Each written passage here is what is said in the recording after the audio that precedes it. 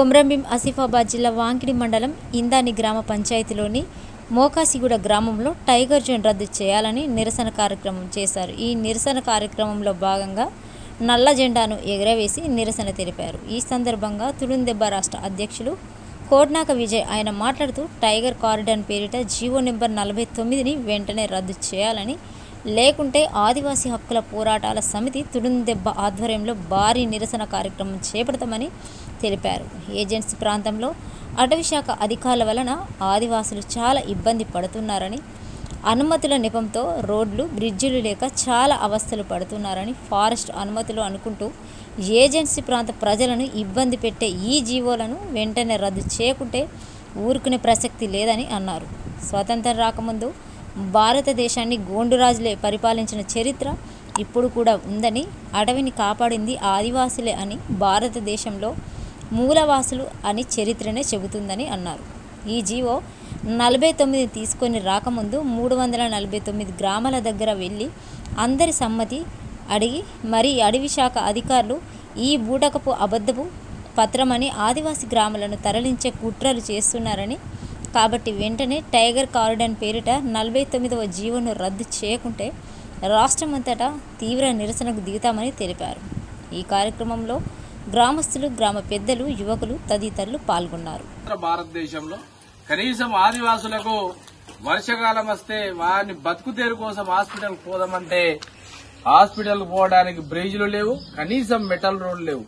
కానీ భారతదేశంలో మాత్రం 4-వే లైన్స్, గ్రీన్ ఫీల్డ్ హైవేలు, నేషనల్ హైవేలు అన్ని కూడా నడుస్తున్నాయి. కానీ ఆదివాసులకు మాత్రం కనీసం బతుకుతేరు కోసం హాస్పిటల్ పోదామంటే నేటి వరకు కూడా రోడ్లు లేని వ్యవస్థ ఆదివాసీ ప్రాంతాల్లో ఉన్నది.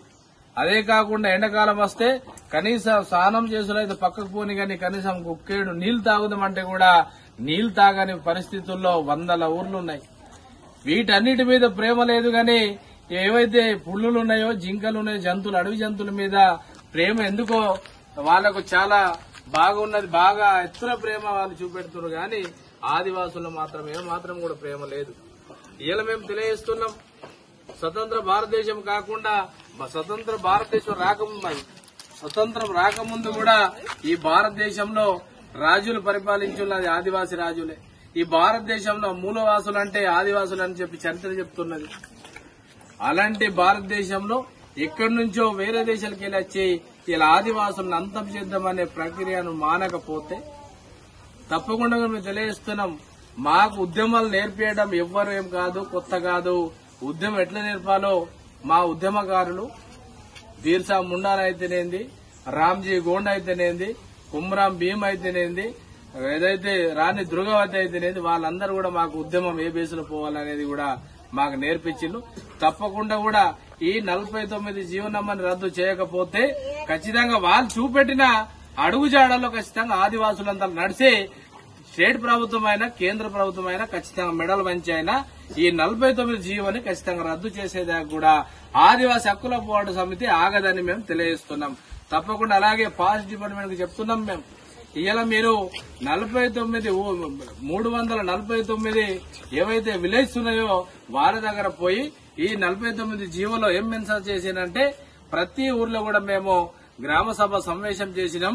వాళ్ళందరూ కూడా ఫారెస్ట్ క్యాడియర్ ని మేము స్వాగతిస్తున్నామని చెప్పి రాసిన బూటకపు మీ సర్వేని కూడా మేము అట్టబయలు చేస్తాం.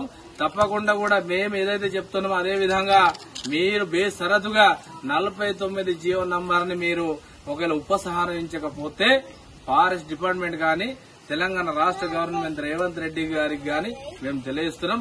ఆదివాసులు ఒకవేళ ఆదివాసులకు తలకాయ గాని తిరిగిందంటే ఖచ్చితంగా ఏ గవర్నమెంట్ పనిచేయదు, ఏది పనిచేయదు. ఖచ్చితంగా వాళ్ళ హక్కును వాళ్ళు ఎట్లా రక్షించుకోబడ్డాలో వాళ్ళకందరికీ తెలుసు. తప్పకుండా కూడా అదే విధంగా జరుగుతుందని చెప్పి మీకు అందరినీ మేము హెచ్చరిస్తున్నాం.